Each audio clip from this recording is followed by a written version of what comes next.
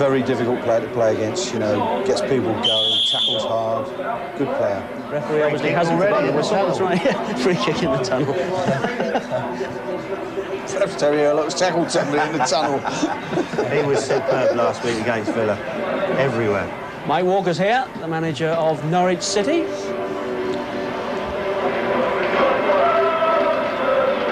And we're ready. So to our Spurs and Southampton. That's the live football on Sky Sports this afternoon, the home of the Premier League.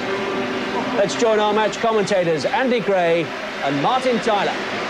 Two clubs rather nearer the relegation zone than the right end of the Premier League table.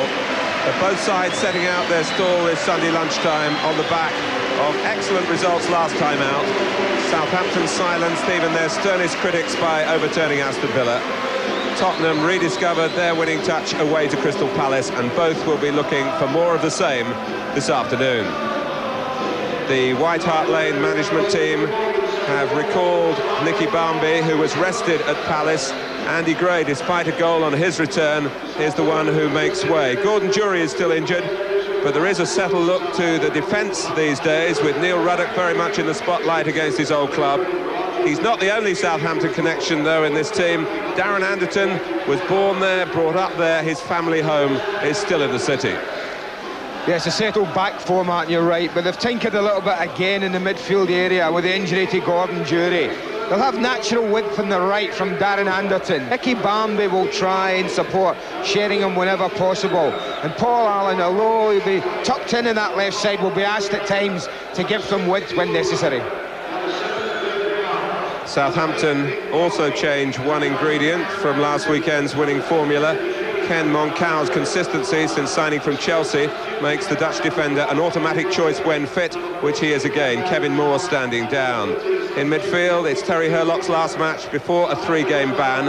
Up front, Ian Branfoot has high hopes for a combination of speed and strength.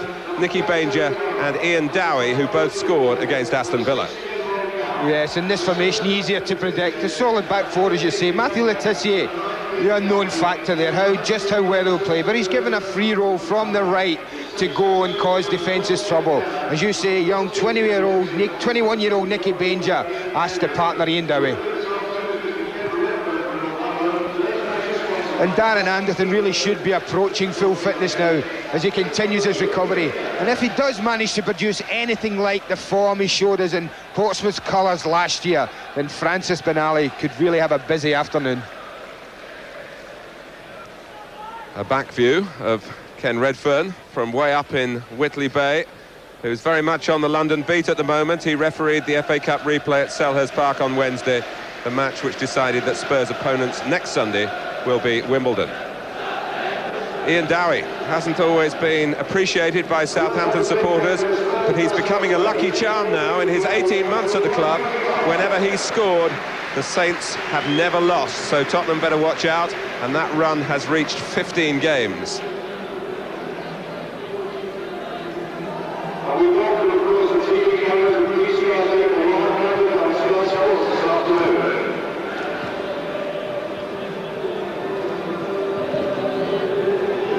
Light rain falling in North London, and the most interested spectators, the men from Wimbledon. Joe Kinnear in the centre of your picture. On the left as we look, his assistant Terry Burton. David Webb at the bottom of the picture as well. Always got plenty to say for himself. Well, it's Tottenham to kick off. They're still a team of two faces, although there has been more solidity mid-season than at a rather fraught start. Recent defeats here by Sheffield Wednesday and Ipswich show the downside. Their first 3-goal haul in the Premier League, very much a plus at Palace.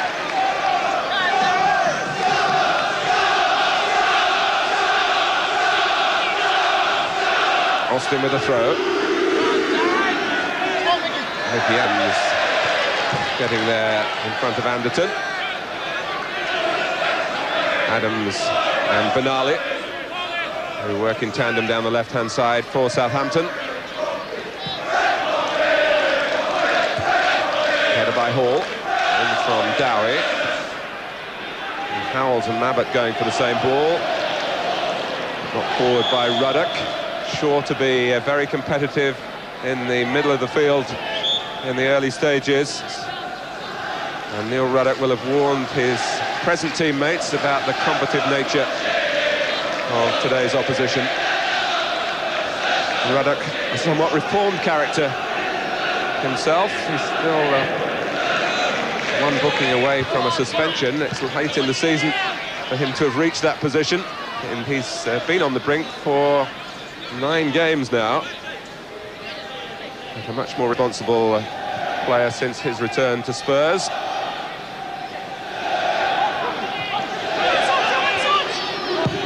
In from Benali. Dowie's territory there beyond the far post. Been recalled to the Northern Ireland squad as well, Ian Dowie, another indication of his improved form. I wonder if Neil Ruddock's maturity has coincided as well with the return of Gary Mabbutt. Just his calming influence there at the centre of defence alongside. There's the key area for me is in midfield. It really is, whether Southampton can stop Spurs passing the ball and moving sweetly. Adams with a cross, Ruddock meeting it, Paul Allen coming back to help. Voted recently by a section of the supporters here as Tottenham's player of 1992.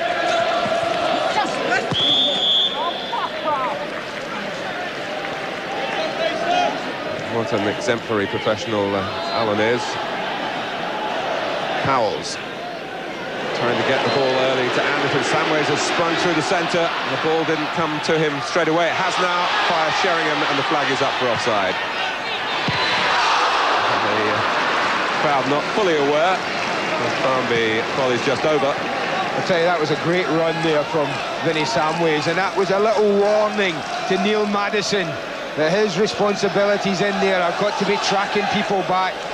You see, he's just fractionally offside. The flag's up immediately. It's a good decision. But Neil Maddison has been warned. It is basically a 5-man midfield for Tottenham, with Samways with instructions to support Sheringham, and Barmby, one would expect as well, with his natural attacking side. Dowie. Hurlock. Getting it back. Atkinson was telling me yesterday how splendid Hurlock was against Aston Villa last weekend. By all accounts, everyone's man of the match. Ruddock had a look before the ball arrived. Back by Hall, not too easy for Flowers. Anderton trying to get across and give the goalkeeper some difficulty on his left foot. And he achieved his aim, Darren Anderton, really. Flowers just able only to knock it out of play. Well, they always say a centre-back, if he lets the ball bounce, then he's asking for trouble. Richard Hall did that, and he almost got himself in trouble with Darren Anderton chasing him in. Danger. Southampton trying to change the stereotype view that they're unsophisticated and ill-disciplined.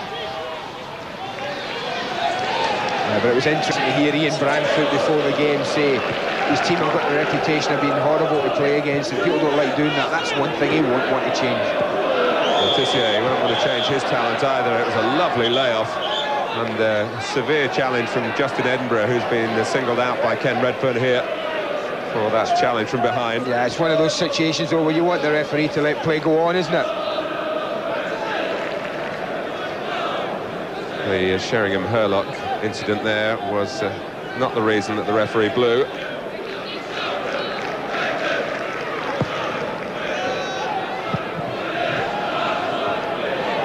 Adams, found by Benali. Neil Maddison, who is a midfield player with an eye for goal. And although Spurs have players who want to run forward in support of Sheringham from their midfield, they'll have to have one or two to run back to keep tabs on Neil Maddison.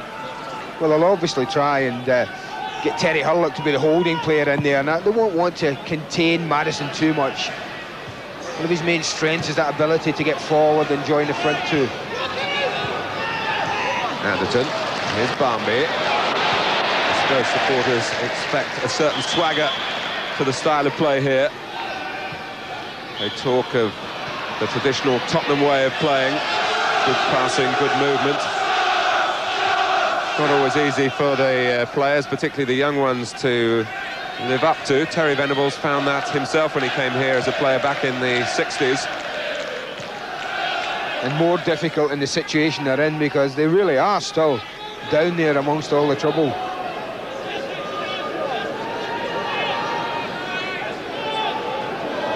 Austin hesitating, wondering whether Southampton might step up. They don't do the second time, or they're the first in truth. Pushed by Ruddock. And it must have been a strong word with the referee, because Ken Redfern came across to have a say of his own. But the exchange of views seemed amicable enough. A referee who has a good working relationship with the players he controls usually. The joking is still going on between the two of them. Ruddock now has to concentrate on the ball, but Howells gets there in front of him. Barmby, it's Samways. And Hall in difficulties. Really with the pace of the greasy pitch as the ball sped on. But again, Samways is the one breaking from midfield and not being tracked. And really the surface more than anything causing Hall trouble. The tackle by Hurlock. It's a corner rather than a free kick. Richard Hall just scraped the ball away from Billy Samways a moment or two earlier. Anderton's corner. Came off the head of Monkou. Anderton again. Dowie, who's such an industrious character.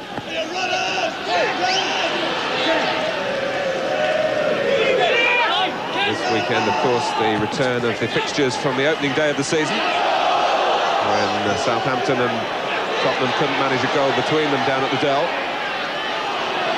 Barmby. First on the scene is Mabbutt.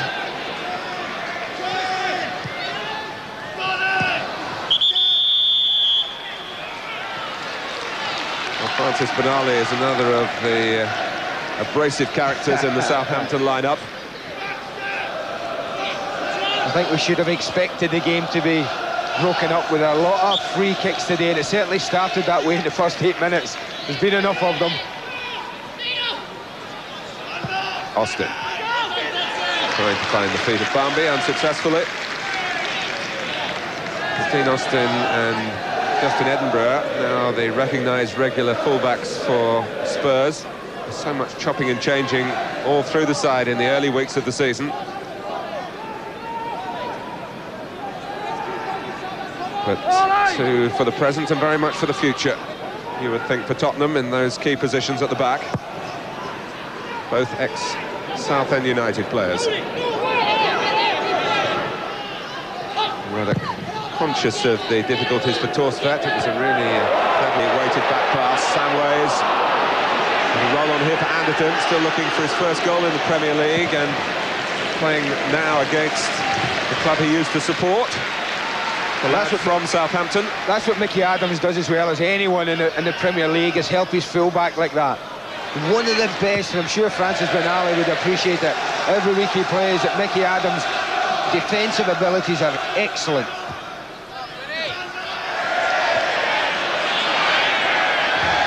Hurlock almost colliding with his own player, Dowie, then. Such was the commitment for Southampton to deal with a little episode in midfield. Anderton coming into the middle. Oh, and it was a bright idea. Howells coming behind him, trying to be fed with the flick.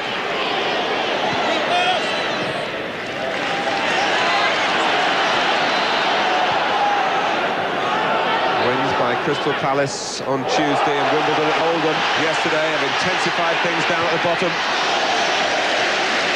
The scrap to stay in the Premier League is still the main priority for both these sides, despite Tottenham's continuing involvement in the FA Cup. That was a great little combination with the two front men there. Nicky Barmby obviously calling on Terry Sheringham to go over the ball. Did so, and it cleared them right in to run at Monkou. Back man here is Ruddock.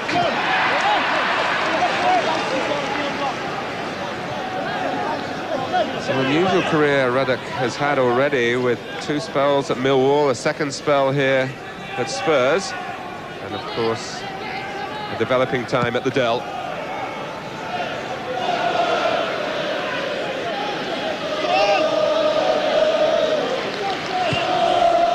Forward from Dodd. Howells holding just in front of the back 4 for Tottenham. Again, Hall having trouble with the bounce, and it's Barmby. Samways is in the centre, it's come behind him, and Benali sweeps it out for the corner. Richard Hall is having a harrowing time at the moment. And he knows it. He commits himself to making it there, and he doesn't get there. And honestly thought Nicky Barmby's just going to roll this across to Vinnie Samways, but it really was a poor ball from the youngster.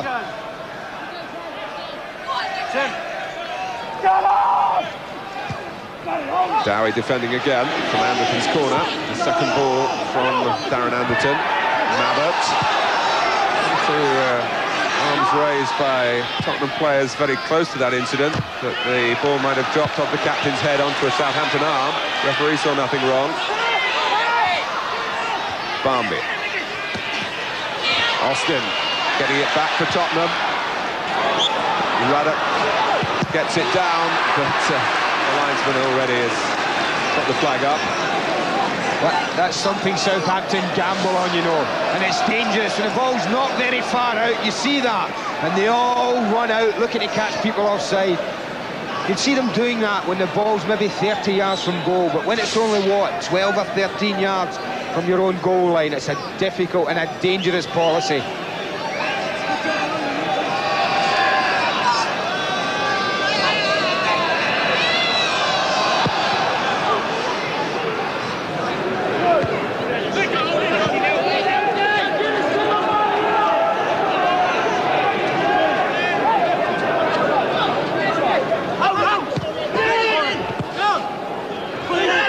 Monkou.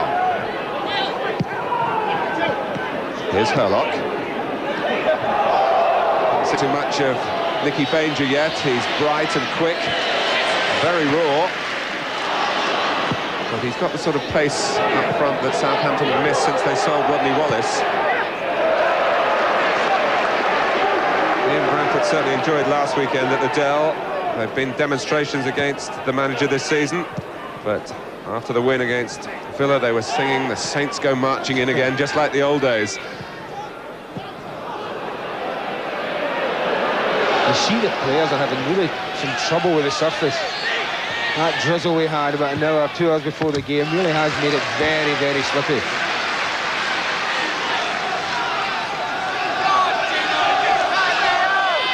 Austin with a throw, and with a cross. Which isn't a cross really in the end.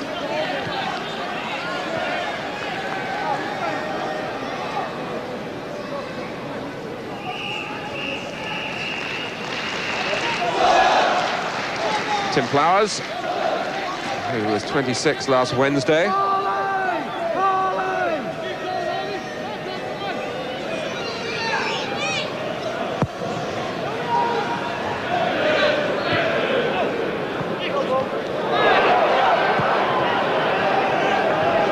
Ruddock, but Banger is making up the ground on him.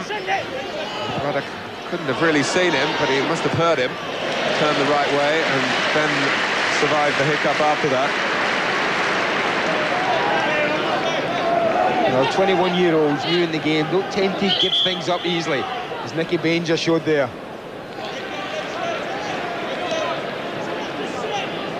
David Howells needing some treatment from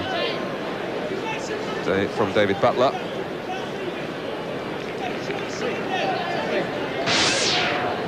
You see he's keen here, how keen he is. Look, Neil Ruddock thinks he's got a few yards. He might just give it up, but not at 21 and in the game, trying to impress people. And that'll be typical of what Banger's going to be about this afternoon. It's the first time he started an away game in the league side. He really exploded on the scene 2.5 years ago with a hat-trick on his debut in a League Cup tie against Rochdale at the Dell. He's been averaging more than a goal a game in the reserve team this season to get his chance.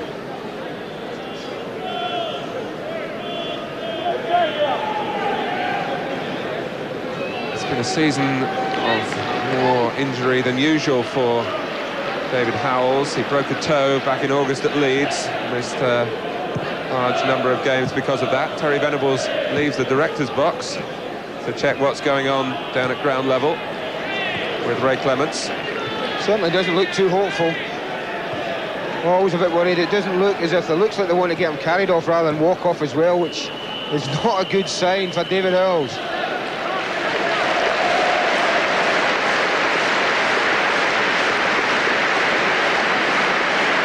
Andy Gray was very disappointed to learn yesterday that he wouldn't start the game today, having come back after 4.5 months out of the side to play at his old club Crystal Palace to score a goal to help to a victory.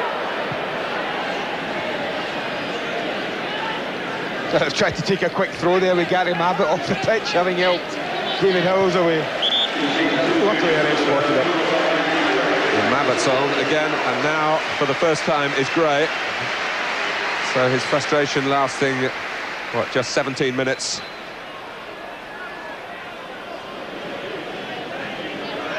He's lost his place with a groin problem early in the season. He's had a month on loan at Swindon to improve his match fitness. 3 good games for Glenn Hoddle there.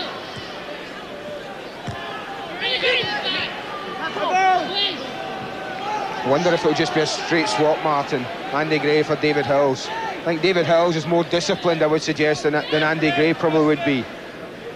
And it may be the point, if Andy's tending to get dragged forward away from that position in front of his 2 centre-backs, that they might think of swapping it, possibly Paul Allen in there, and Andy Gray a little bit wider, but that's something we'll have to look for. Yes, Neil Maddison running Andy Gray could be an important aspect of the game over the next few minutes. Southampton have really got to get a greater share of the ball for that to happen. No chance yet for Tissier to show us all the finery and repertoire.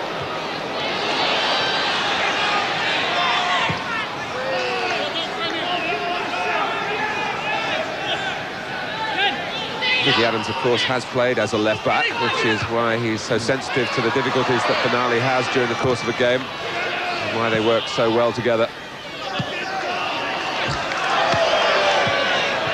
Well, we might be able to have a little look at what exactly happened to David Howells there. This is the incident, and it's obviously when he's landing there, you can see immediately he's landed, up comes the left foot. And it was an Achilles tendon problem on the landing. Landing now. And the challenge from Hurlock for Steady Sheringham. A calming word from an experienced referee. Game already going again. And Hall has to head behind.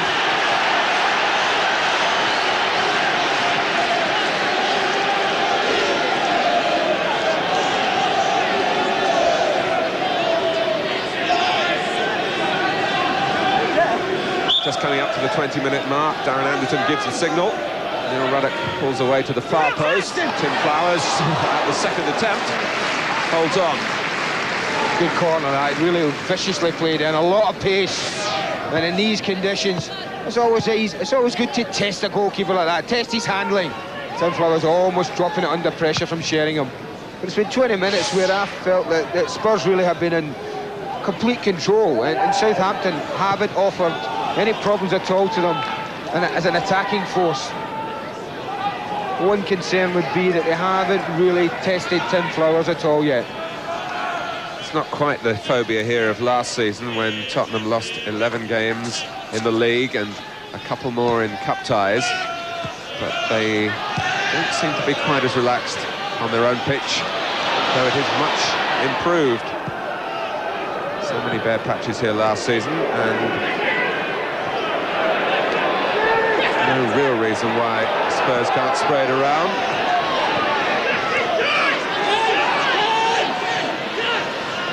Edinburgh, Allen. And all the Tissier can do, really, is to just tow it away for another corner. Well, for 20 minutes, and really Matt Le Tissier has seen nothing of the ball.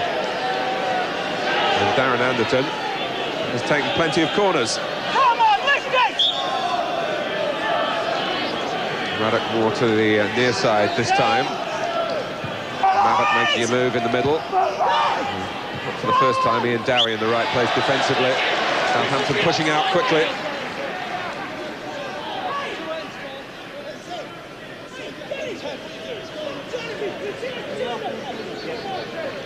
Hey, Kenny! Kenny! Get some air under it! Get some air under it! Oh, get out!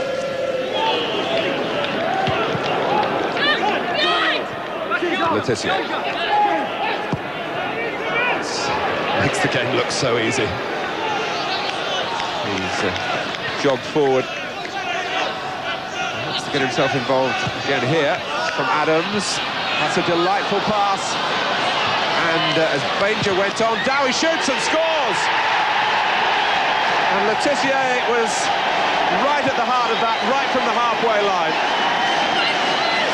Isn't it incredible? I just said that for 20 minutes, Matt Tissier hadn't seen the ball. He gets himself involved twice here. It's a lovely little ball through, but it's all about Nicky Banger. I mean, Andy Gray does ever so well with the tackle, but Ian Dowie slots a lovely goal. Their first real attack at the Tottenham defence, and don't they punish them for it? Well, as I said at the start, when Dowie scores, Southampton have never lost in his 18 months at the club. That's why the travelling fans from down in the south are delighted, not just with the goal, but the particular player who scored it. He got a goal in a win on this ground last season, but we're only halfway through the first half. Tottenham have dictated the shape of the match from midfield without looking particularly heavy-hitting up front. But for the first time, Southampton really threatening Thorstvedt's penalty area. The ball's in the back of the net, and Tottenham are behind at White Hart Lane.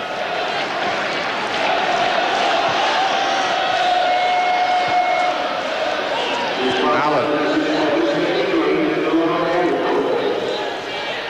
Here's Samways. Anderton had Paul Allen up with him. There's a run here for Banger, who was prominent in the goal as well. It was good skill from Nicky Banger that really did create it. You see the end of it here, you see Dowie's got himself in a good position at the back post. He really strikes it through Justin Edinburgh's legs. Thorstvedt can do nothing. Well, it's not quite the run that Ian Rush had in his first Liverpool spell when it went on for years and years. When Rush scored, Liverpool didn't lose, but it's the same theme. And Southampton are grateful for the goals from this forceful forward, who off the pitch is a very thoughtful character, belies perhaps sometimes the way he plays the game. Not frightened of putting himself about, and on a good run at the moment. But Matthew Tissier on the halfway line down in front of us, switched the play from right to left to get that attack going, and then just jog forward. A strolling player he is at times, to be available as the move moved infield again, and then to roll Nicky Banger in, which led to Dowie's first goal of the game. It's things like that that really prompt people in the game to suggest, well, why does he not get himself involved more in the game when he has that ability? I think, to be fair, today, it's not that he hasn't been getting himself involved. When he plays wide, it's up to his teammates really to get the ball to him at times. And for 20 minutes, he couldn't do it. First time he gets involved, what an end product. Well, he's been saying publicly this week, Matt Tissier, that he would hope that Graham Taylor might consider him for the squad for San Marino, the type of player who could possibly open up a team that's certainly going to come to Wembley just to defend, perhaps more than any we've ever seen there.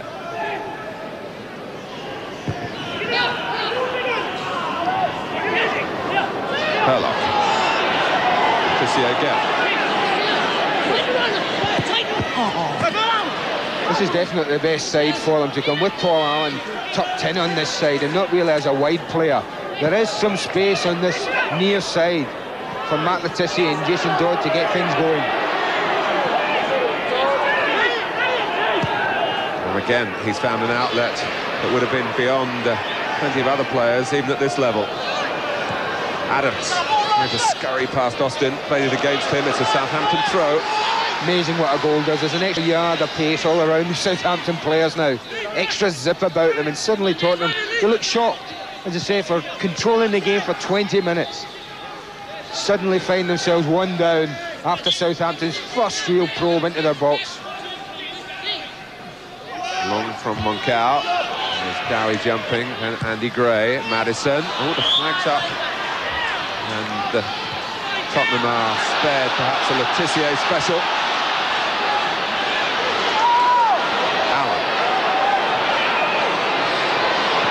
Austin to the right. Dowie getting back, getting across Austin, getting the ball. That's a measure of team spirit that Ian Branfoot, I think, is very proud of, and rightly so.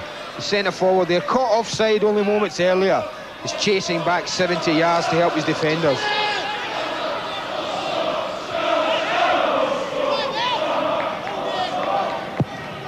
Down the years, Southampton have had some real beatings on this ground, but in more recent times, I can recall them knocking Tottenham out of the Cup third round a few years ago here.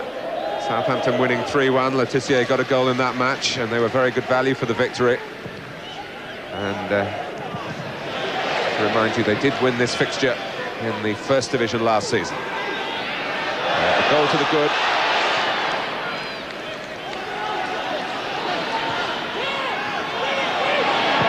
Samways. Sheringham making some space for Spurs. Adams first to him for Southampton. I think I could play left back, you know, behind Mick Adams, I really do. It doesn't half help him out. Mentioned it once before, but that again was a great example of it.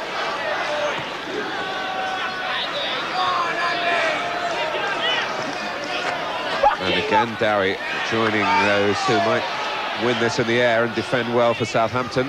Benali safely down to Hurlock. And when you've got a player with pace, just lifting the ball over the top gives the opposition some cause for concern, and Nicky Bain just running, giving Southampton some breathing space as they push out from their own penalty area. Of course, on the way back, Banger is offside.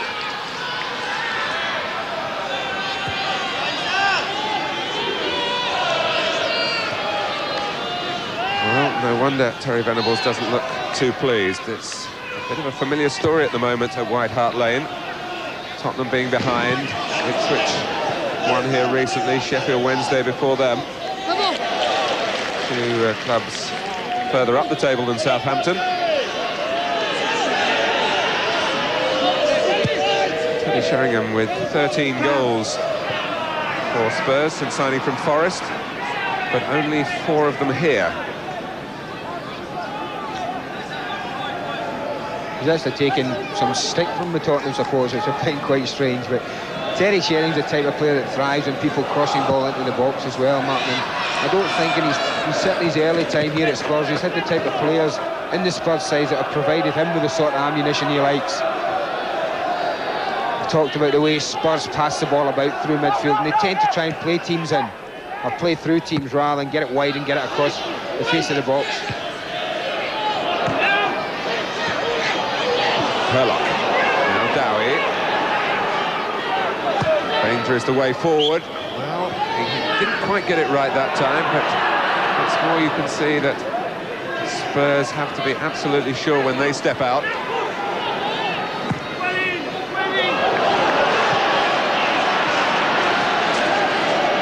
This is what they've had to do, Southampton, defensively. They've pressed the ball very, very well. I felt that if they allowed the Spurs midfield in particular time and space to pass the ball around, they really could suffer, but they've set the stall out very, very well in the first half hour. Danger. A bit leaden-footed along that back line. Anyone really wanting straight away to take the responsibility. It is about temperament here as well as talent for Tottenham, knowing that the crowd are getting agitated, going against their very tough and organised opposition. Sheringham! Oh, and Flowers in that situation there where the goalkeeper's got to get it absolutely right, otherwise it's not only a penalty, it might mean a red card as well. He served Southampton nobly at expense of Teddy Sheringham. And suddenly Spurs, certainly through the supporters, are lifted by the opportunity when the offside trap failed to work for Ian Branfoot's players. Dodd. Tissier to his right. Maddison through the middle, and Banger as well. It's a late tackle by Tissier, but Tim Flowers with a piece of protection here. Well, the gamble again. This offside. I think they are offside, really. Vinnie Samways is the one offside. But what he does here is he gambles Timmy Flowers, and for a goalkeeper, he gets it spot on. He's there again. More easier pass this time, with Barmby being careering through.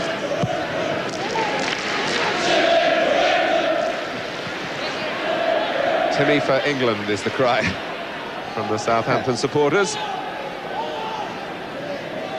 many of whom are behind the goal that Flowers defended so well then.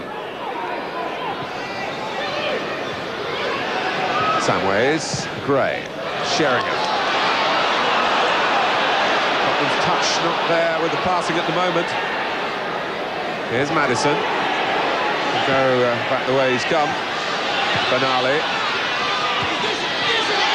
Here's Adams, making it happen for Southampton. Dowie, is he going to drive another one? Couldn't quite see what he was aiming at, I don't think. He hesitated. But you saw the other side of Mickey Adams there, the attacking range to his play.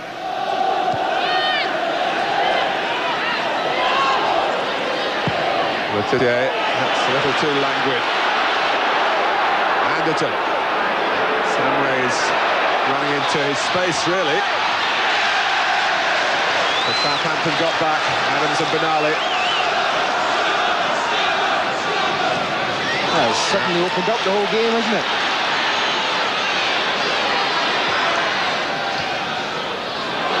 Great. The press switched on for David Howells. Sheringham. Tottenham looking for an equaliser here. Here's Anderton.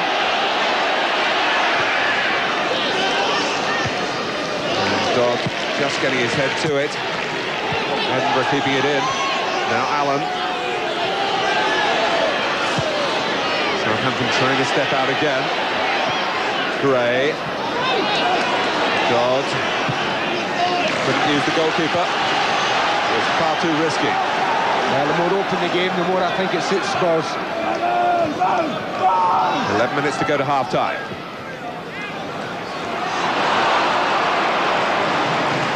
And it's Southampton's throw.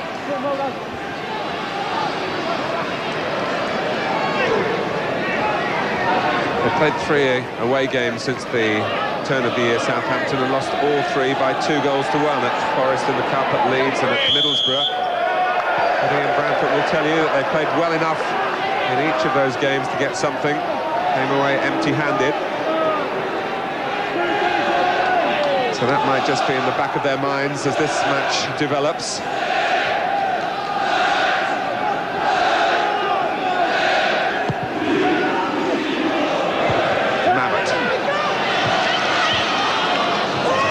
By little Nicky Barmby to try and put the ball into the danger area again for Tottenham.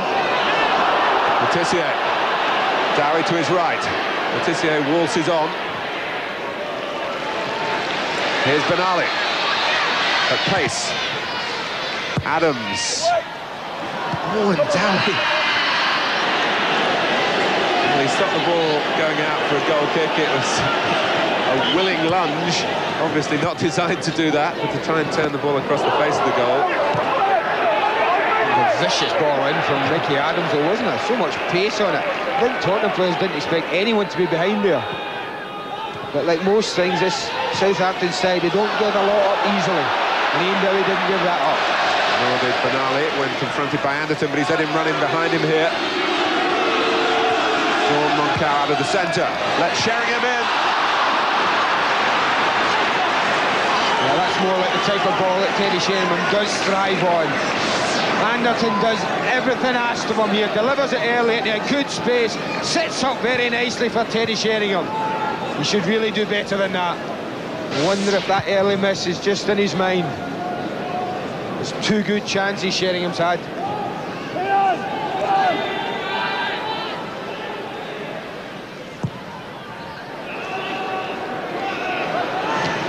Sheringham glancing it on, help from Barmby. Allen. Sheringham. Oh, it's just forced Anderton a little wide. It's got to be a cross now rather than a shot. It's a deflected cross, and Tottenham have another corner. Yeah, I think better appreciation of Darren Anthony's position there from Teddy Sheringham was vital. Forced him to go a little bit wide, as you said. Sheringham is the type of player you can feed the ball into his feet and it will stick. He let himself down with a pass. Anderton's corner.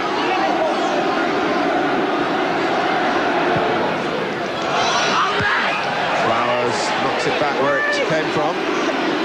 Anderton again, and another corner. Maddison typifying the eagerness of Southampton.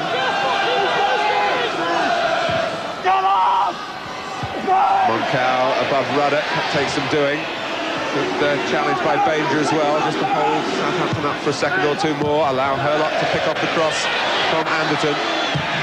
But Dowie dwelt on the ball a little too long. Hurlock, there's a way forward here, but he couldn't find it to Adams. And play on, says the referee. Well, it looked to me as though first of all he went play on, and then Mabbutt had obviously heard a whistle. I think everyone reacted off Liza's flag. They all seem to be looking in that direction. Certainly Terry Hurlock there, you're quite right. Ken Redfern did signal for the game to go on, but I think he thought, well, everyone's been caught out by the flag.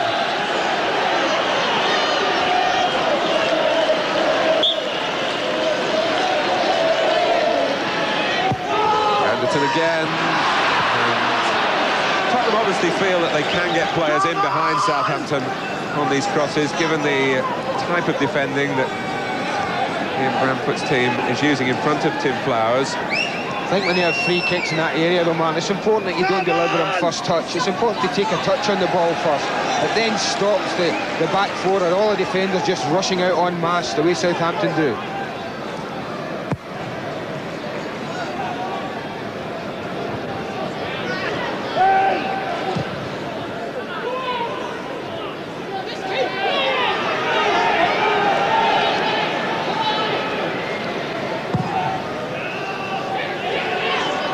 Sheringham. Monkou recognising where the ball would drop if Sheringham got to it as he did. Samways. Tottenham needing a lift before half-time.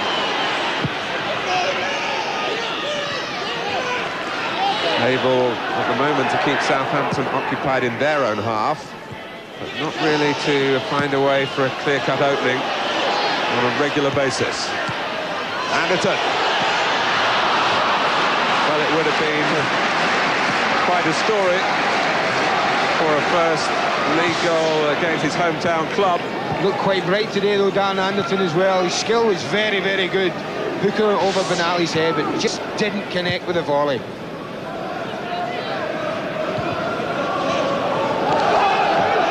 It was volleying part of his range of skills that was impressive with Portsmouth. And of course he came here and wasn't fully fit at the outset of his Tottenham career, but did play. And he's had the hernia operation since then, and he's looking more like his old self. Old self, he's not that old. His former self. Mabbutt. Here is Anderton, anxious to get involved. It wasn't like that earlier in the season when he looked shy and self-conscious in his wide position.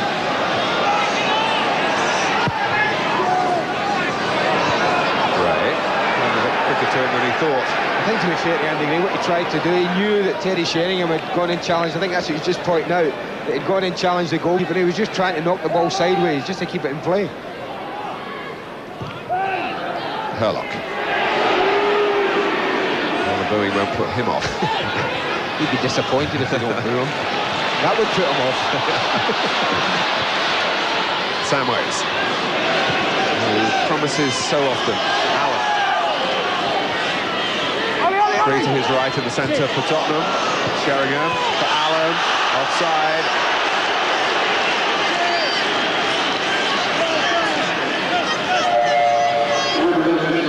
Let me remind you that tomorrow night we've got a match which surprisingly also has a relevance at the bottom of the table. Leeds United at home to Manchester United.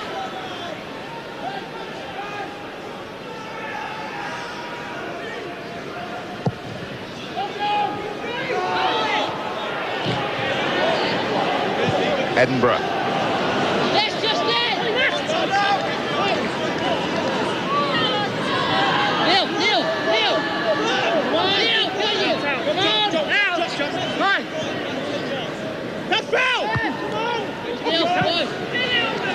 It's a foot raised by Banger, but didn't ruffle Ruddock or the referee.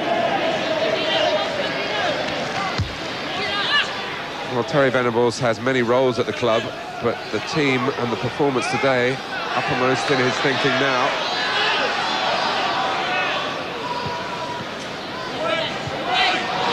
Gray taking a chance.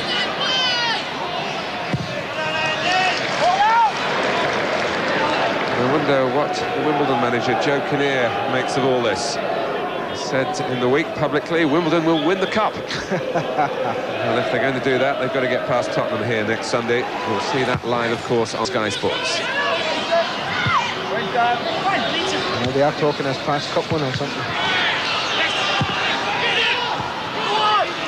Joe Kinnear, a past cup winner with Tottenham as a player. Oh, there's a slip. Was hauled ball across for Dodd. It's let Paul Allen in for Tottenham. And Flowers again to the rescue for the moment. Spurs still trying to seize the chance. Edinburgh. Hurlock. Now Dodd, who was caught out by Paul playing the ball square rather than back or forward. Adams keeping Austin occupied. Tim Flowers has done his bit. Good goalkeeping it was.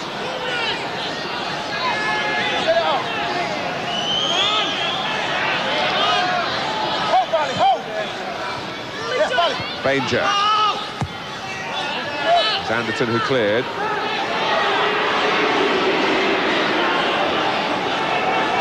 Monkou. The slipping and sliding on the pitch has been a feature in the first half, and it was certainly relevant in the incident that led to the Tim Flowers save. Well, I've had trouble more than Tottenham players, Southampton. I'm sure one or two will be checking the studs at half-time.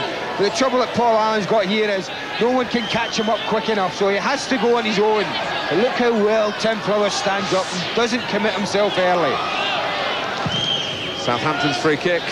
Dowie will launch himself if allowed at Thorstvedt. In fact, Ruddock cleverly held him off.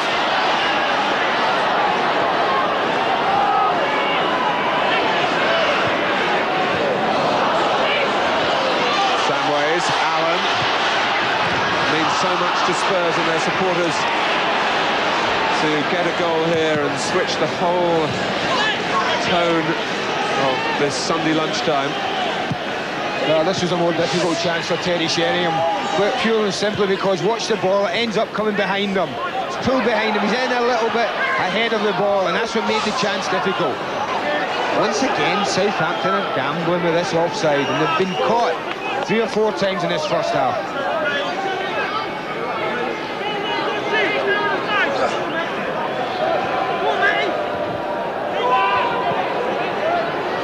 When the ball's just gone back there to Eric Thorstvedt, I can't help thinking he won't have had many quieter first halves than this, and yet he still finds himself 1-0 down.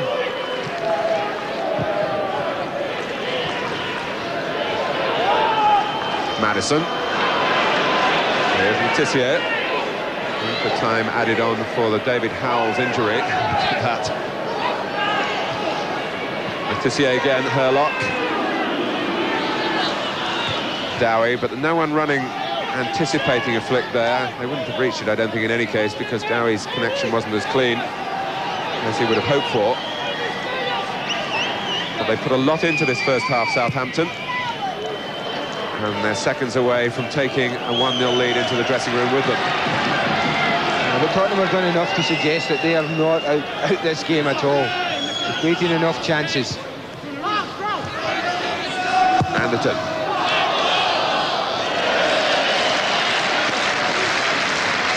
Now it's preventing the corner.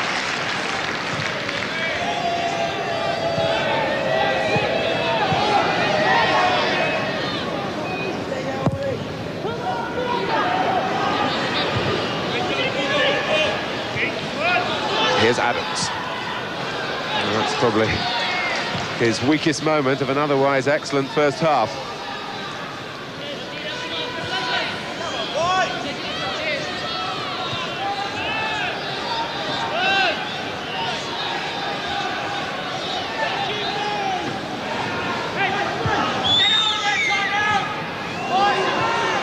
Well, Austin going in. The last act of the first half, leaving Maddison down, but a good half it's been for Southampton, for Ian Dowie in particular. One chance he's had, one goal to his name. It hasn't been the same for Teddy Sheringham, who's let a couple get away from him. Tim Flowers has done his part for Southampton. A galaxy of guests to entertain you at half-time. That's after the break. Welcome back to White Hart Lanes. Southampton leading by 1-0. Commentators Andy Gray and Martin Tyler. Spurs trying to avoid a third consecutive home defeat in the Premier League. Ian Dowie trying to keep going this remarkable run. When he's scored, Southampton have never lost. Today, his 18th goal for the club. Those goals have come in 16 matches. 9 have been won, 6 draws, and we're halfway through the 16th, of course. It's 1-0 to Southampton.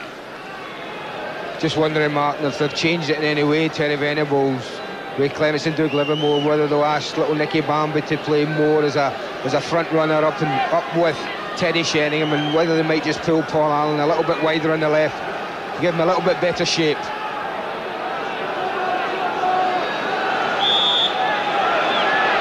Tottenham not just trying to get the better of the opposition here, but trying to reaffirm the faith of their own supporters, who have been, you might say, characteristically critical at times.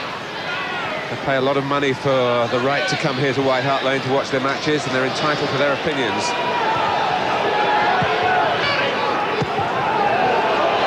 Keane Austin, who finished the first half with a cut in a collision with Ian Dowie. A facial cut, that is. Quite see whether they've patched it up with a plaster there.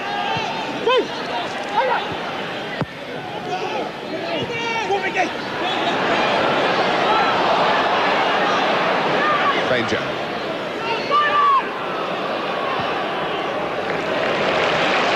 Dodd.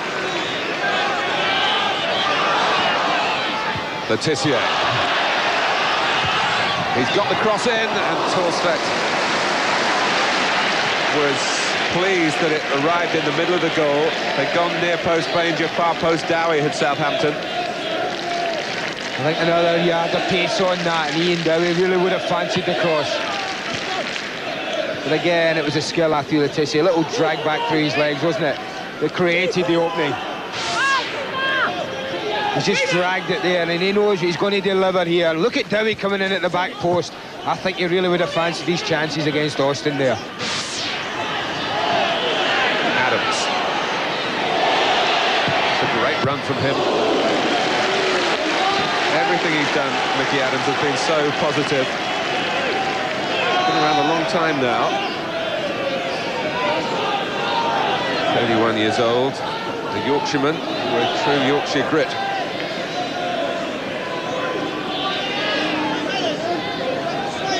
Long throw from Monkou. When ready.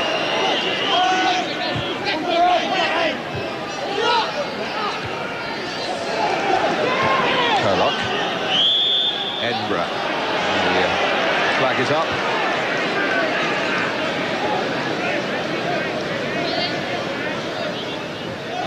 Austin with some Vaseline around that area that was cut just before half-time.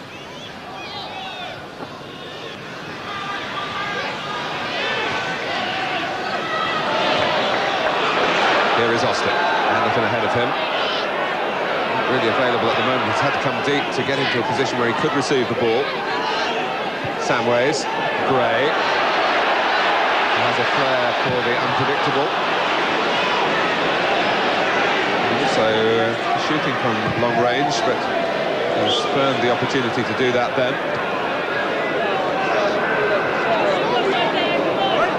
Well, they seem quite happy, Southampton, when Spurs have the ball in that position.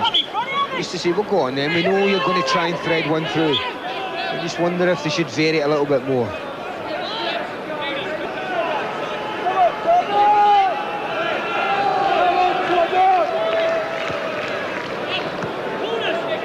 Benali.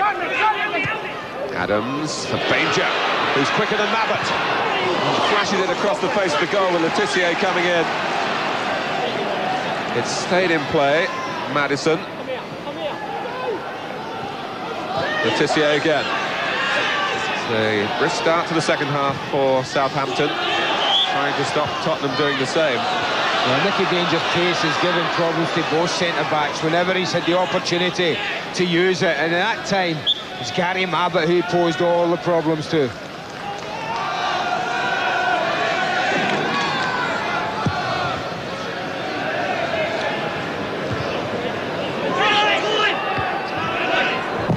Benali.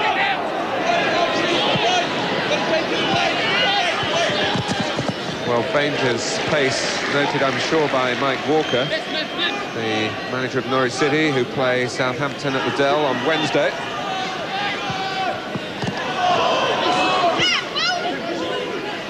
Benali.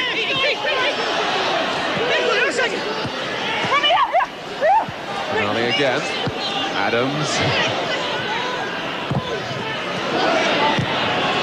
Still making it difficult for Southampton to clear.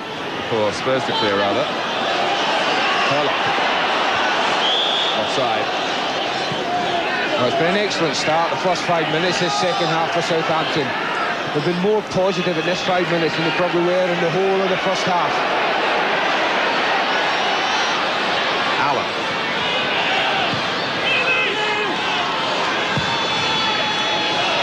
Flowers. The boss. Well, when I suggested to vary slightly, I didn't quite have that in mind. I mean, that's just food and drink for someone who's playing with the confidence of Tim Flowers today. And he knows it wasn't a good ball, Neil Ruddock. Southampton, incidentally, without Glenn Cockerell at the moment, the club captain, who tried to make a comeback from the reserves yesterday and lasted only a few minutes before he picked up a fresh injury, and that's blow to Ian Branfoot, given that Hurlock will be absent, it seems, for the next 3 games. Banger.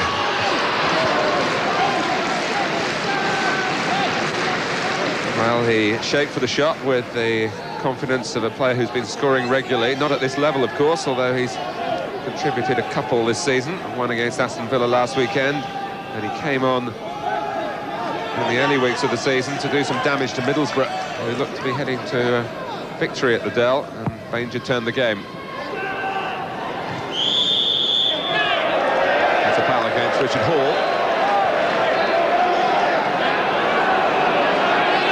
Spurs looking rather flat at the moment. Austin trying to change that. Barmby holding off Monkou. Here's Anderton. And Sheringham had gone into an area that had attracted the attention of the linesman. Well, you can bet your life, as soon as Nicky Barmby played that ball back to Darren Anderton, that the Southampton defenders were on the way out. Barmby has created a buzz this season. Many a schoolboy star, as Barmby is, has failed to make the big time, but he does look a natural. Spurs are trying to shield him from the pressures off the pitch, but out on it, he can certainly look after himself.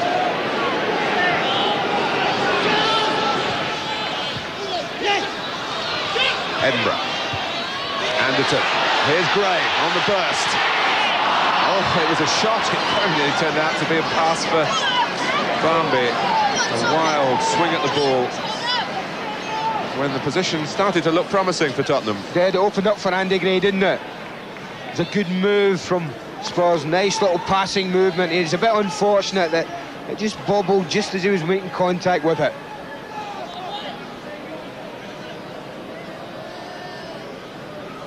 Oh. Words from Terry Venables, a thoughtful expression from Ray Clements.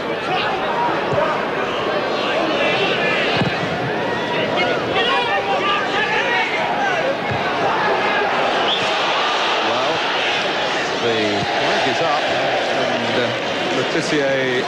He's not offside, Martin, for me. No, I don't not think for me either. I think that seeing that if anyone is caught offside, you don't quite see it from that angle. But I think that you'll find that it's Ian Dowie is the one who's offside, and Matt Tissier timed his run to perfection. Danger. Off on a run here is Jason Dodd. He's run out of room. The referee hasn't seen the flag. The linesman in the other half. Dodd, who vies with Jeff Kenner for the right-back role for Southampton. Got it. Lobbed forward by Tissier. Austin. Anderton.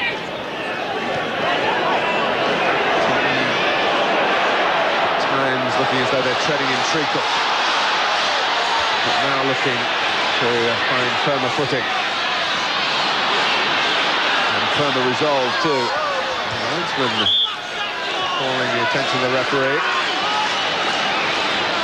The shirt pulling by Jason Dodd. It could only have been that. Certainly looked nothing wrong with the tackling that was going on there from Jason Dodd.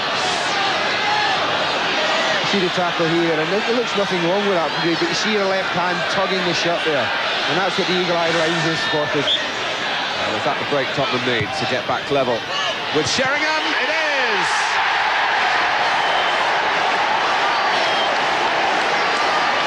A goal that means so much, a player who meets the crowd there. The crowd haven't been always on his side so far today, but they are now. Well, he keeps going, Terry Sheringham. Missed 2 chances in the first half, but look at the defending. Pulls behind Ian Dowie, and that's crucial. And he doesn't miss those kind of headers. Watch Dowie's positioning again. Really? That shouldn't happen. That's bad defending from Ian Dowie, but a good finish from Sheringham. Well, the linesman, Dennis Madgwick, will be appreciated by Tottenham. It was he who caught the eye of the referee, who spotted infringement by Jason Dodd, and from the free kick Teddy Sheringham has equalised for Spurs, and that after Southampton, who would have expected Tottenham to come out with all guns blazing at the start of the second half, had done very well in the 10 minutes we've had since the break. Well, it's the first time their concentration's really dropped in the whole game, and Ian Dowie, who had given them the lead, really responsible for some pretty poor marking from the free kick.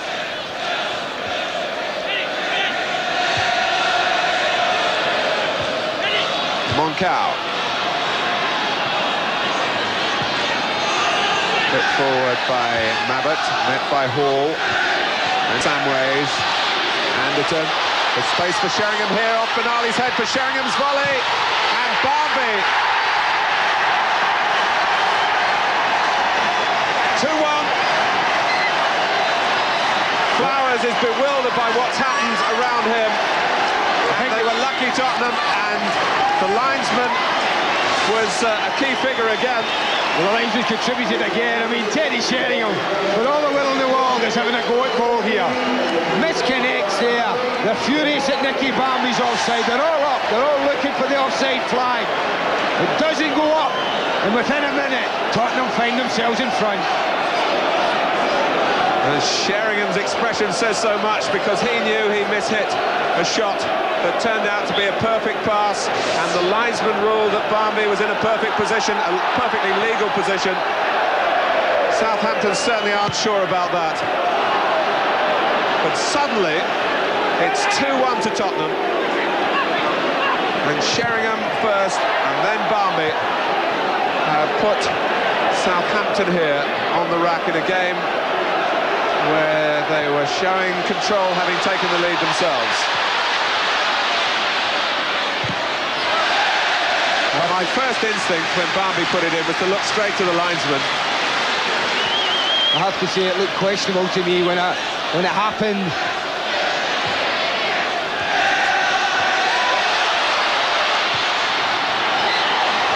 Is this another one for Anderton? It is! Well, everything Tottenham touch turns to goals. And Terry Venables permits himself the merest of smiles, and Darren Anderton has scored for Tottenham in a Premier League game for the first time, and it's come against his hometown club, Southampton. Well, it's just a complete mix-up between Francis Benali and Timmy Flowers. Flowers comes up for it, really. There should be a call from Benali if he's taking the header. But composure from Anderton. Finds a little side foot shot, bypasses Flowers, he opens his account. What a 3 or 4 minutes this has been for Spurs.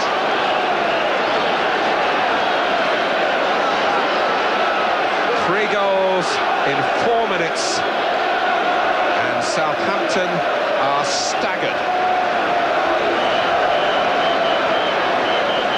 Ian Branfoot knows the ups and downs of management, but turnarounds have rarely been as dramatic as this one in the Premier League this season. But that second goal still, I would say, would stand a bit of analysis if we can look at it again. Even though Tottenham have now moved on to 3.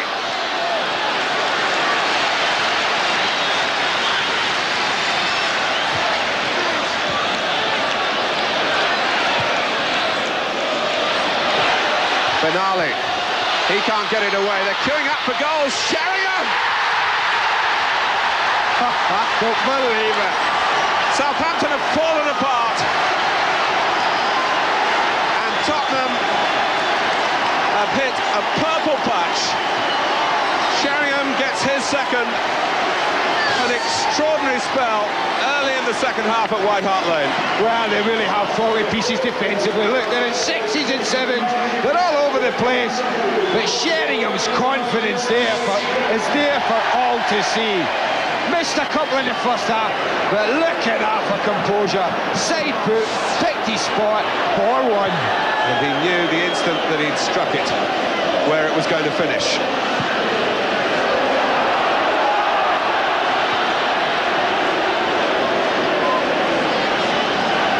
Well, the bottom has dropped out of the world of Ian Branfoot.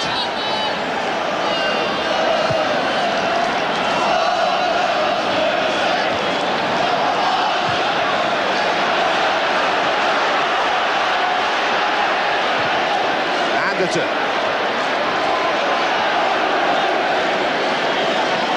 Well, once the ball goes out of play, we'll take you back to the second goal, which I'm sure Southampton fans watching back down on the south coast will still be debating.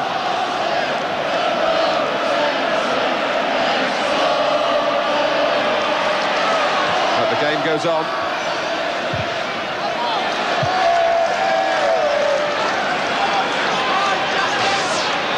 Here we can have a look at the second goal, and this may well be the goal that proved crucial in all that's happened. Sheringham hits it there. Barmby for me is offside there. He's ahead of the play, he's ahead of Monkou. The linesman didn't give it, and we've all seen what's happened from there. I don't think I've ever been at a game, Mark, when I've seen 4 goals scored in 5 minutes like that. All by the same side. And Southampton losing the discipline that they maintained so well in terms of their behaviour and the style of their football.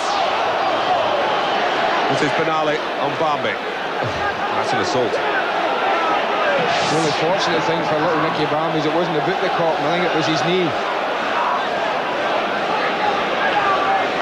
I think he should take his teammate advice, Francis Benali, and just drift away from that part. But it's symptomatic of the agony that Southampton are feeling now when a game that certainly wasn't settled, but was going their way, and Ian Dowie, their lucky charm, had got the goal. They're certainly going to lose now in a match in which he scored. Doug Livermore and Terry Venables with happier things to talk about. The referee talking to Benali, and he sent him off for violent conduct. Compassionate pat on the head from Ruddock, who knows Benali well, of course. And for Southampton, it gets worse and worse and worse. Well, the referee certainly took his time over the decision. I know little Nick Barmby's been helped off the pitch here, whether he's damaged a shoulder, seems to be holding that. That right shoulder seems to be the one, and whether he damaged that in landing. I don't know whether why the referee took so long to make his decision, Martin, I really don't. I would imagine if the tackle was as bad as the referee thought, the decision would have been made earlier. It's as if he's waited to see what little Nicky Barmby's condition was like and then made his decision. Pat Howells will be the substitute, and of course there's more to this than just the injury in the game. Nicky Barmby, much to Tottenham's displeasure, is scheduled to go to Australia with the FA youth side to play for England in the World Under-20 tournament next month. It's a compulsory selection, but this might cloud those particular waters. Well, the sending off just ends a quite amazing 7 or 8 minutes for Southampton, doesn't it? Absolutely shell-shocked they must be.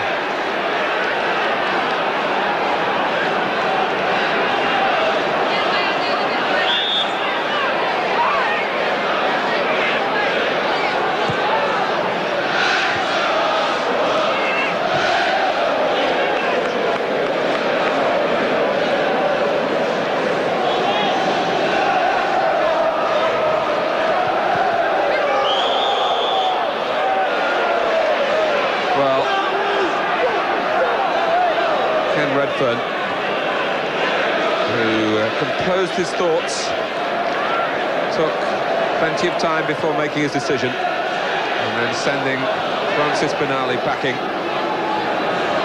followed by the player that Benali fouled, leaving the pitch as well through the injury that incident caused Nick Barmby.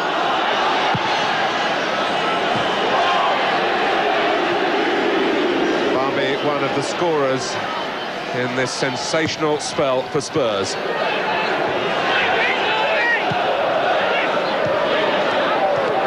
And you have to say that wherever you go for a Premier League game, there's always plenty to talk about. This might not have looked a fashionable fixture, but I don't think you'll forget it in a hurry. Certainly Southampton won't. Looked so comfortable, didn't they, at the 5, 6, 7 minutes of the second half, when they'd started really well.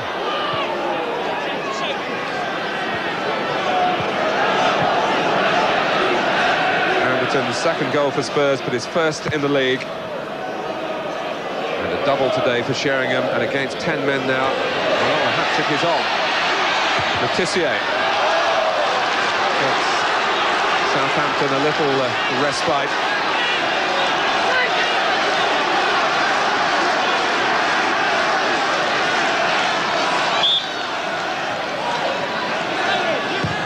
Tissier's corner.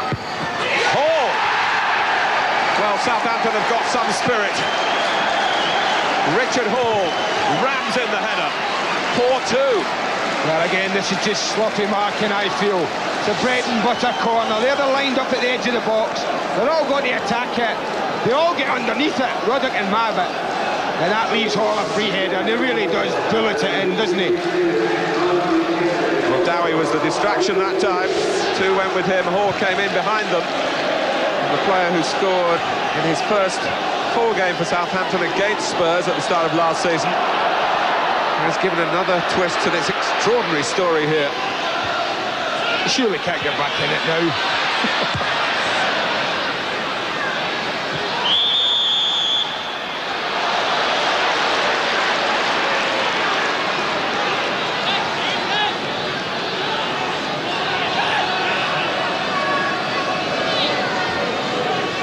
Been trying to get you a shot of Ian Branfoot, but understandably he's been sitting back, absolutely stunned.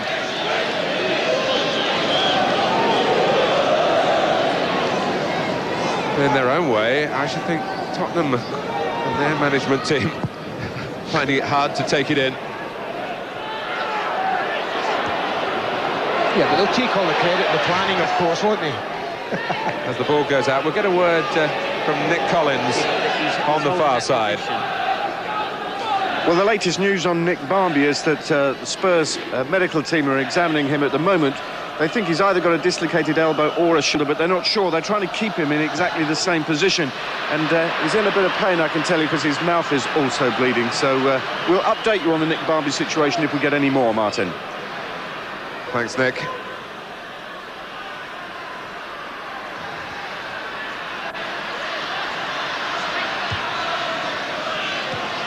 Hurlock, bounded by Allen, allowing Sheringham to get in. That's great! What I said about the unpredictability of his play.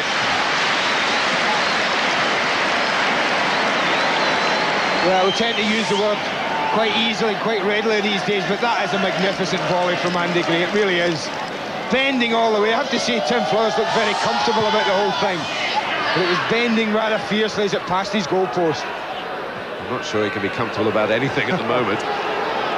He had a clean sheet, a shutout going, and suddenly he's picked the ball out of the net 4 times. And there's Pat Van den Hauwe through the middle. Anderton was trying to take a path around Mickey Adams, who'd fallen over. Had he gone hurdling him, he might have got to the ball. And if we see Pat Van den Hauwe score today, then I expect the pigs to be flying as well over the stadium. He has scored in his life. His last goal decided the championship at Norwich for Everton, 1987. He's overdue then, isn't he? Maybe the tints in the hair will help a little bit.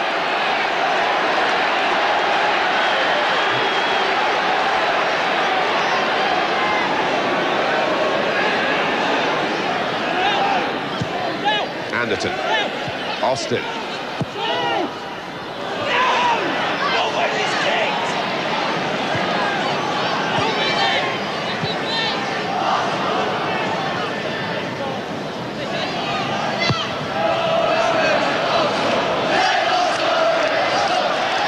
Well, Wimbledon might have a different impression of Tottenham. Joe Kinnear noting it all. Probably thinking, survive the blitz and we should be okay. Probably thinking they've had all their goals out of their system, or hoping that that's the case.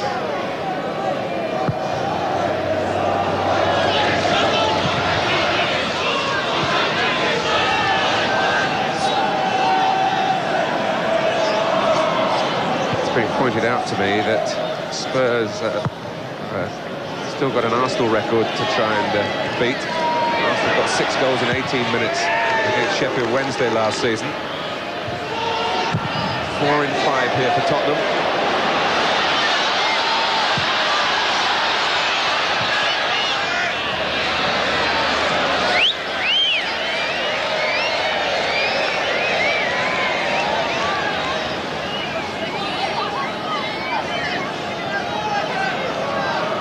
Tim Flowers is in good company, getting something of a shellacking on this ground. Peter Shilton let in 6 playing here for Southampton in the early 80s. Here's Van den Hauwe. Samways, lovely touch. Everything's slotting into place for Spurs now, and it should.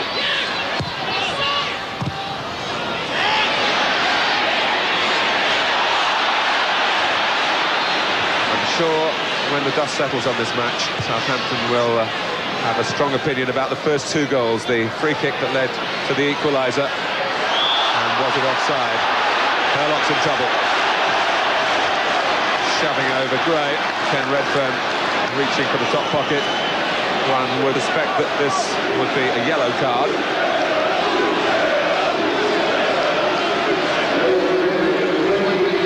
Well, it's obvious what he's suggesting. He's booking Terry Hurlock for persistent infringement. That's signalling there. He felt that that's his 3rd free kick is conceded, so the time for the book to come out.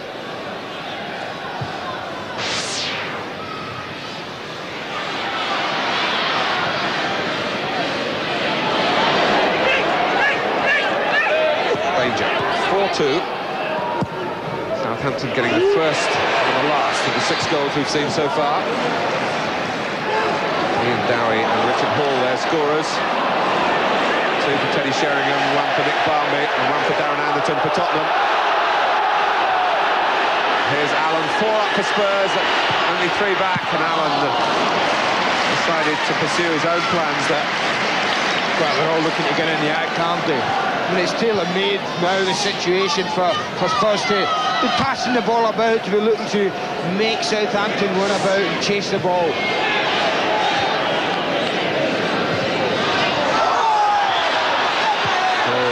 Two fiery characters here, Dowie and Van den Hauwe. I think Van den Hauwe's got a pace there to put forward, looked at like Ian Dowie's elbow certainly came up and caught Van den Hauwe flush on the cheek there. I think Dowie's indicating to Van den Hauwe that he's got him into trouble, but the referee wants to talk to both of them.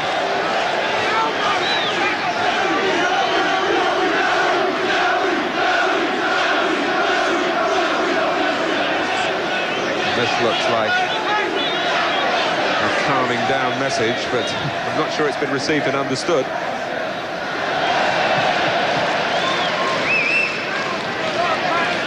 No bookings. No bookings, we just have a look at it again now. You see the right elbow there, straight in Van den Hauwe's cheek. I think in a fair case, Pat Van den Hauwe for being upset there.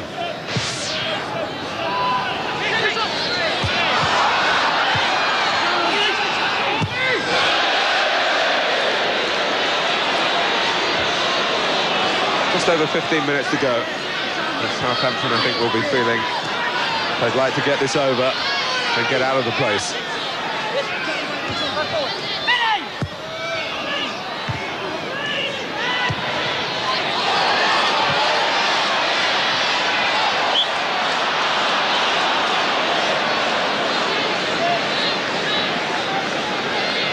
On the Southampton bench amongst the substitutes, Terry Dixon.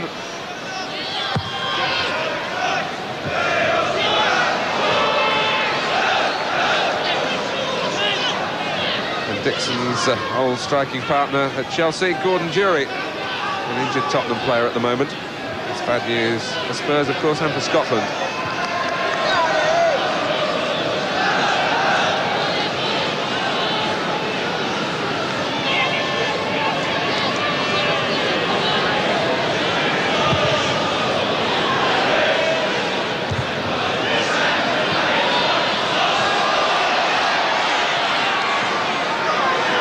Dowie with Tissier.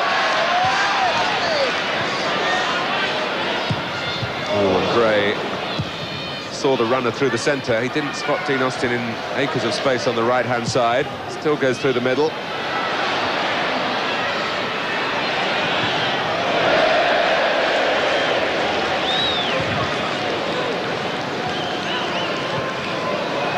Well, a match like this, a hard act to follow, but we've got one for you, I'm sure, of real drama as well. Leeds United against Manchester United at Ellen Road, live on Sky Sports. Ian Dark, your man with the microphone tomorrow. And we're going to take a look at the top Hungarian side, Thorstvedt, who are over here, getting ready for the restart of the Hungarian season. They've got a friendly at Woking tomorrow night.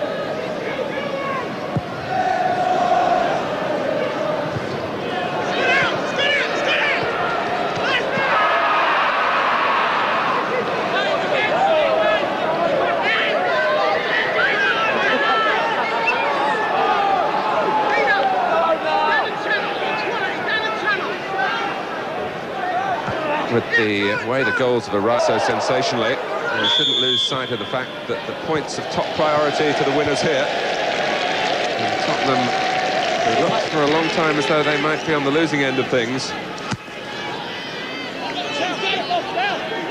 have a chance to push up towards Arsenal in the Premier League standings. An extraordinary league table it is.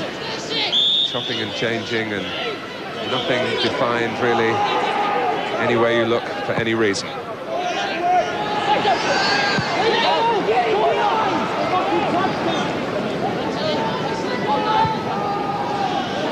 how it's turned around for Teddy Sheringham in particular. That's the way it goes for strikers. Sometimes you miss them, sometimes you don't. The important lesson for everyone is that you keep getting yourself in situations to miss them. Never become disappointed just because you miss a couple of chances. Danger.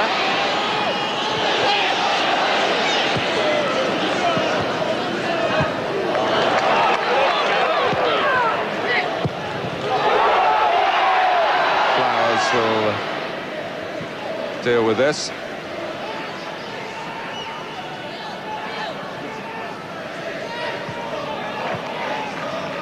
Someone with a great interest in both camps here. Martin Chivers started with Southampton, sold to Tottenham. Such a fine forward in his heyday. He too at times had to win over the White Hart Lane crowd. They're certainly won over in this match. They've scarcely seen anything like it, I'm sure. They'll be racking their memories. The Spurs ever scored 4 goals in 5 minutes. I have to say, I don't think I've either played in a match or witnessed a match that's had that type of thing in it. Quite incredible. I think Preston did 6 in 7, but that was just before your time, Andy, the 1880s. That's when teams used to win by 20. Oh, Sheringham going in. Samways. Can't get past Adams, who's, of course, dropped back to left back with the sending off of Benali.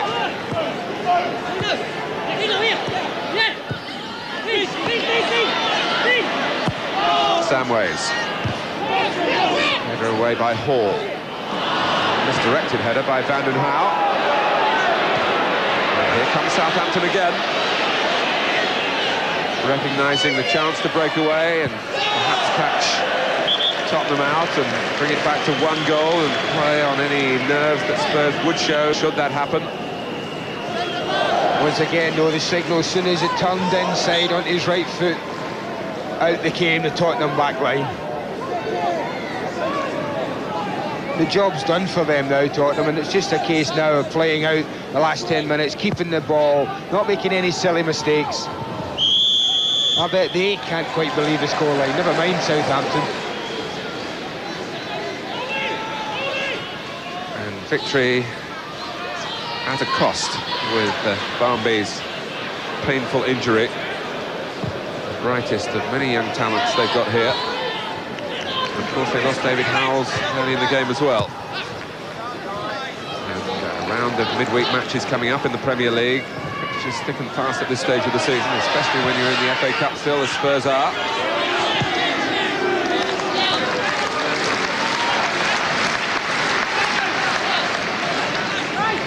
Big test of Ruddock's temperament today, with this good run without a booking. See whether those who know him well could have rattled him into an indiscretion. Done that. More validity to the argument that he's a much more mature man on the pitch.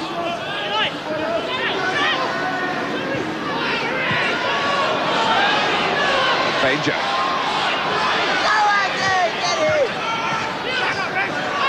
Hurlock calling for it, but a cross in the end by Maddison. Sheringham.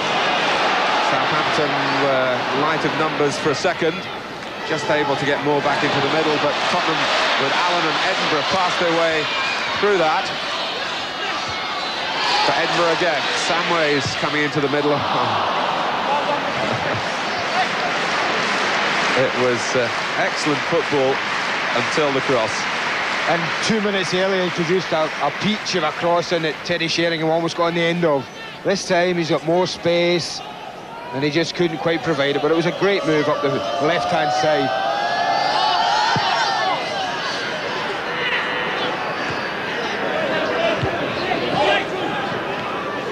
Sheringham. They haven't always appreciated him in his short time at Spurs. Nottingham Forest will tell you they're still looking for a replacement for Sheringham. And they certainly appreciated the game that he has and what he can offer as a goal scorer, but also as a player who brings others in to the build-up as well.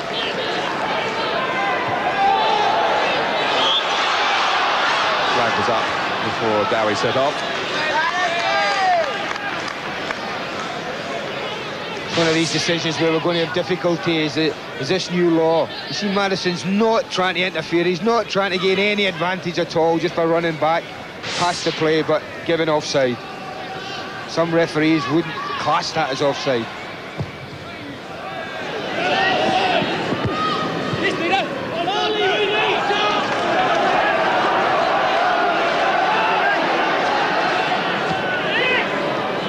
Austin. Anderton knew where Alan was going, couldn't quite locate him with a pass. Ruddock. Flowers is starting to come, perhaps unwisely. Oh, Sheringham, and the goalkeeper got his hand to the ball. And Ted Redfern, has he given the corner? Yes, he has. It's time to signal it. I mean, Teddy Sheringham just gets his body there. I mean, I think that's a free kick. You see him looking at Tim Flowers and jumping into him a little bit. But the referee was having none of it.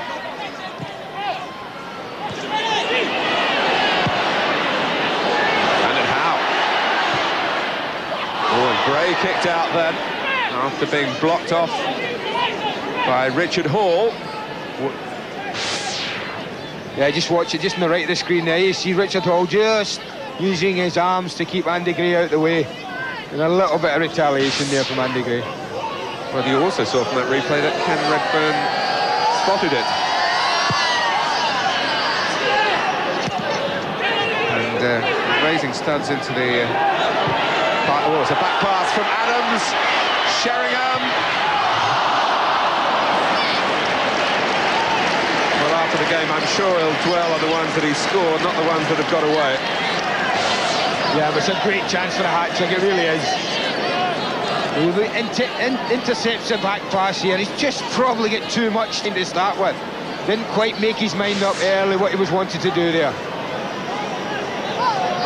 Mistake by Adams, but just before that, and I know you, Andy Gray, stick together, but there will be those watching who will feel that he was lucky not to get a booking. Well, the referee obviously thought nothing of it, Martin, because he, as we saw from the replay, in a great view of it.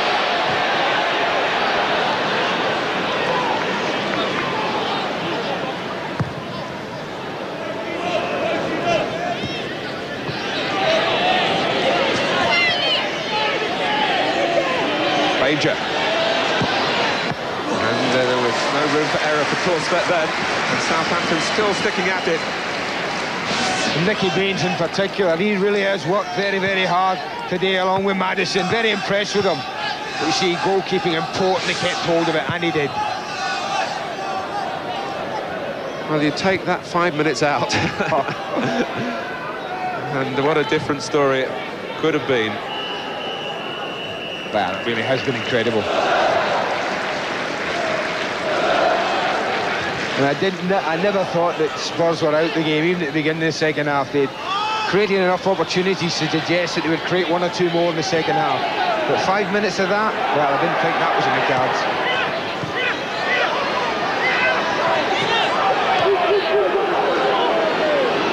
Hurlock. Here's Alan. Sheringham. Austin, and that was rather telegraphed. Adams. Austin got back.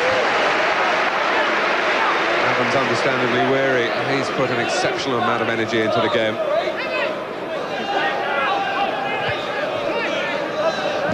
Mabbutt.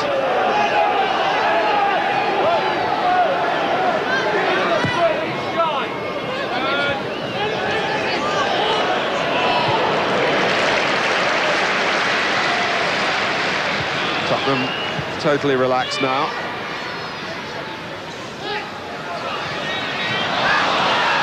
Hurlock intercepting. Tissier taking it over. And danger. There's not quite as much weight to throw into that challenge as Ruddock possesses.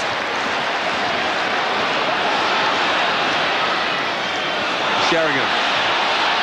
And you can see the strain in Southampton now. They're struggling to get numbers back.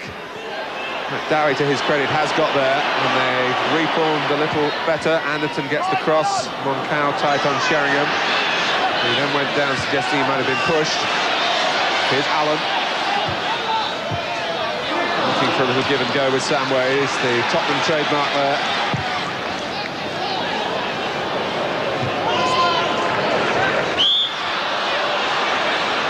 That hasn't been the way the goals have come, though, has it? A set piece to start it all off, a missed kick by Sheringham for Barmby's controversial but crucial second.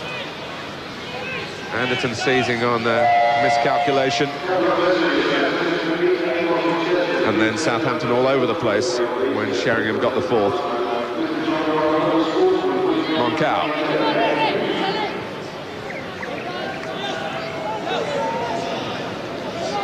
Well, it'd be difficult to assess this as a Spurs performance, wouldn't it, if you take out that sort of 5-minute spell when they lost the goals, and then 2 minutes later Southampton lost Francis Benali. I mean, all that had happened before that, as you saw Southampton coping quite comfortably with everything that Spurs could throw at them, really, and holding a 1-0 lead, so it'd be difficult to assess this realistically.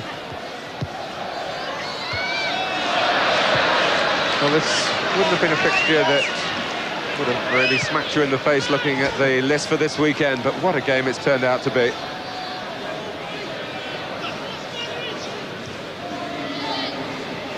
Hurlock. Adams.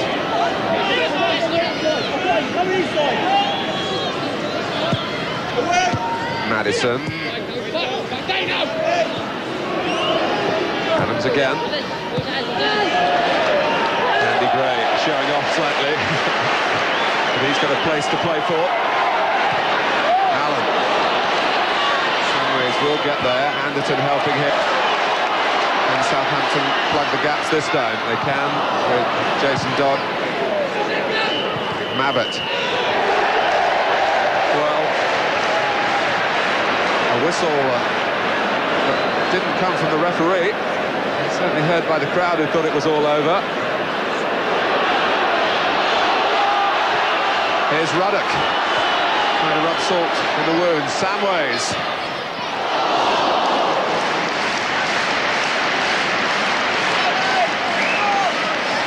Billy Samways in stoppage time.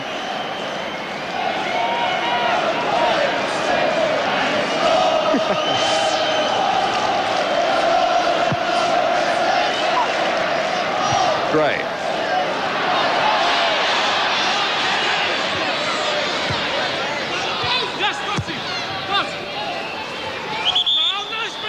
It's out of play.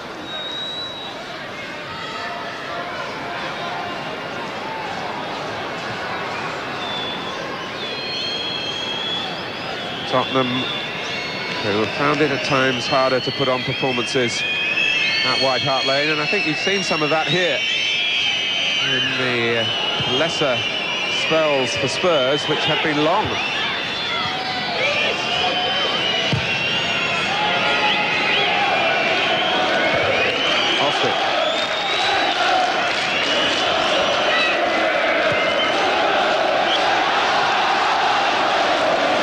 Side. A red card for Francis Benali will not help Southampton in their desire to improve their image. It's hardly an excuse to say that the players were absolutely shell-shocked at what had just gone on leading up to that incident. Adams, too urgent, caught out of position now. Anderton could go on himself here, and Flowers making sure he wasn't beaten on the near post. Well, 5 explosive minutes, 4 goals for Tottenham in that time, early in the second half. And Ian Branfoot disconsolately makes his way back to the dressing room. Teddy Sheringham, one of the torturers to Southampton, he got 2 of the 4 and was involved in the crucial second one when his mishit shot reached Nick Barmby, who then went off injured in the incident that led to Francis Benali being sent off. Darren Anderton, also a scorer for Spurs. That'll mean a great deal to him and to his family down in Southampton. So, a match at Sunday lunchtime, satisfying the football appetite of the Spurs supporters. Less digestible for Southampton, of course, who led through Ian Dowie and scored the last goal of the game through Richard Hall. And Southampton, who had high hopes of building on that fine victory over Aston Villa, really knocked back here. Spurs still have to go to Everton on Wednesday before getting down to business with Wimbledon in the FA Cup, and we'll be back here, of course, for that. Final score, Tottenham 4, Southampton 2. Nick Collins is talking to Teddy Sheringham. Well, Teddy, many congratulations. 2 goals there for you in the second half. But what caused that transformation? I don't know, really. I think the last couple of wins we've had little spells where we've just pulverised team. And we've done it again today. Can't explain it at all. 4 goals in 5 minutes. Yeah, that's right. Certainly takes the heat off, doesn't it? How significant a win is that? Because it is very tight at the bottom, isn't it? Yeah, it always is when you play against teams at the bottom as well. If they win, they get the upper hand us. And likewise, they need to win one extra game to get alongside us now. So it's nice to get a result there today. Do you feel a performance like this helps win over the White Hart Lane fans? Because they have at times given you some stick, haven't they? Yeah, that's right. I've got a bit of stick, but when you're bought for a lot of money and expected to score a lot of goals, then you're entitled to it, aren't you? 6 in 4 games. Yeah, that's right. Sounds quite good, doesn't it? Certainly does. One last thought, Teddy. Next week, Wimbledon here in the FA Cup. Very confident, I would imagine, after a performance like that in the second half. Yeah, we've got another important one on Wednesday, really, though. We've got Everton away, which is another important game. They're not having such a good season either. So it's another game where we've both got to win, and then we look forward to Wimbledon after that. Well, the early Sunday kick-offs obviously appeal to you. Well, I don't know, not the first half it didn't, did it? Perhaps if we started about 1:45, that'd be about right. All right, Teddy, well done. Thanks very much. Cheers.